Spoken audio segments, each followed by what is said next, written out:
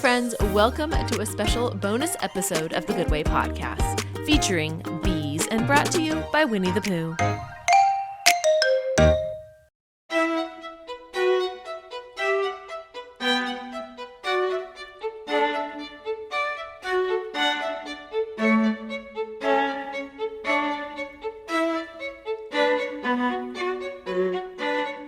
The Bee by Emily Dickinson. Like trains of cars on tracks of plush, I hear the level bee. Ajar across the flowers goes their velvet masonry. Withstands until the sweet assault the chivalry consumes, while he, victorious, tilts away to vanquish other blooms. His feet are shod with gauze, his helmet is of gold, his breast a single onyx with chrysoprase inlaid. His labor is a chant, his idleness a tune. Oh, for a bee's experience of clover's end of noon.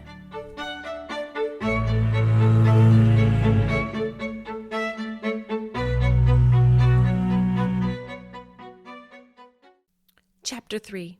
Mysteries. I thought he might have answered my questions, but without knowing why, I started off on an excursion and surprised myself at feeling so much stronger. At least I could scamper along without swaying and staggering and clutching at every bee and thing I met. I began to feel brave and big. As I went forward, I encountered a stream of workers. They were humming a homecoming song as they hurried up the combs to deposit their loads of honey. I overheard some of them saying that the dark had dropped on them suddenly out of a cloud and that rain had begun to fall. I could not then understand what terrors were couched in these words, rain and darkness, else I might better have appreciated the Thanksgiving hymn which these late returning, rain-draggled workers were uttering. In days to come, I was to learn what danger meant, for more than once I, too, was forced to flee before a storm in the growing blackness, bearing a load almost too much for my wings, and to spend a night in the woods, hiding as best I might under a leaf, and quaking at the nameless fears that beat about me in the gloom. There was no comfort, even in the tiny light that glowed over my head, nor in the small voices that called to me in the night.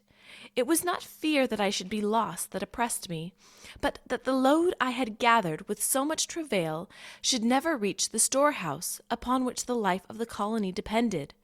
For food was necessary to life. And life? I knew not of it, but what its consciousness was imperative duty that made me shake in every passing wind? Even to this day, my own life was given me no concern. I scarcely know that I have any interest in living, apart from serving, apart from the lives of these, my little brothers. I noticed as I moved onward that the workers brought home no pollen. Their baskets were empty. I thought this strange and inquired about it, learning that the flowers yield pollen more freely in the morning, that the sun, wind, and insects tend to dissipate it, and that therefore bread was largely gathered in the early hours. I also learned that as a food it was far less important than honey, and that honey too was more abundant when the day was young. I knew that the incoming hordes were now laden with honey, and instinctively where it was carried, for my own sack was still stuffed nearly to bursting. On I went without thinking, at each turn facing laden and singing workers. It never occurred to me that my progress would eventually lead me to the door of the hive, which was the boundary between my home and the wide universe that spread away to the stars. Many things there were that stopped me on the way. The last laden workers had passed, and I found myself still wandering on. The night song of the hive was already submerging the hymn of the late arriving workers, but the two were strangely commingling, the one flowing into the other, even as the shades of twilight merge with the dark. A mysterious feeling was creeping over me. I felt as though something imponderable was pressing upon me. Suddenly, a whiff of air dashed in my face, and I stopped, stricken with indefinable fear. Then the reassuring note of the guards at the door brought again my courage, and boldly I walked out into the night. Several of the guards ran up to me, smelling me strangely, then let me pass. I must have been wandering as in a trance. All around me the night lay black, and the soft wind shook my wings, and the little stars seemed hanging just over my head. I was seized with a wild desire to try my wings, to fly into the beckoning unknown. But my wings could not lift me, and happily one of the guards, seeing me approach too near to the edge of the alighting board, cautioned me, and suggested my going back into the hive. As I turned in, I cast one long look back into the great black space that lay outside, and wondered and wondered. Overhead, the sprinkled lights, like flowers in the gardens of heaven, leaned a little wistfully toward the earth, and near, ever so near it seemed, a wonderfully bright light shone, calling me to fly into its embrace. "What is that?" I asked of the gentle guard.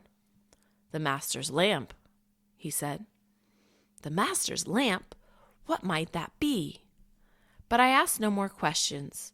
There was too much of a mystery around me. I clambered over the combs as rapidly as I might, back to my cell. But even there, it was a long time before I slept. So spellbound was I, so stirred to the depths. Vast harmonies seemed athrob in the outer world, and one dim undercurrent of tone, the night song of my hive, ebbed and flowed ceaselessly around me. Gradually, I seemed to lose my identity, and to merge with the spirit of the things about me.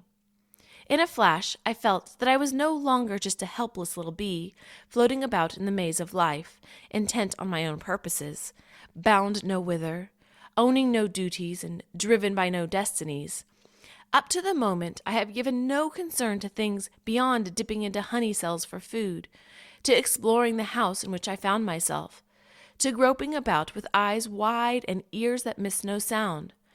But now I had been shaken with new desires. I seemed to have climbed outside of myself, even as I crawled out of my cell on that other day. Now but a memory, so far away it seemed. My thoughts, my activities, my soul were no longer my own. They belonged to my little brothers, busying in the alcoves or busy with endless tasks which I seemed to know without knowing.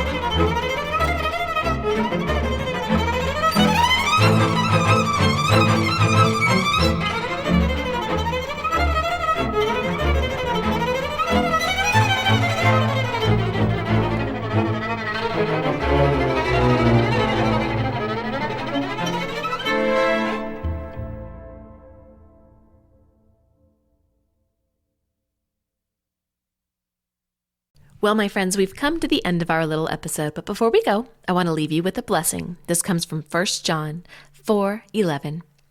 Beloved, if God so loved us, we also ought to love one another.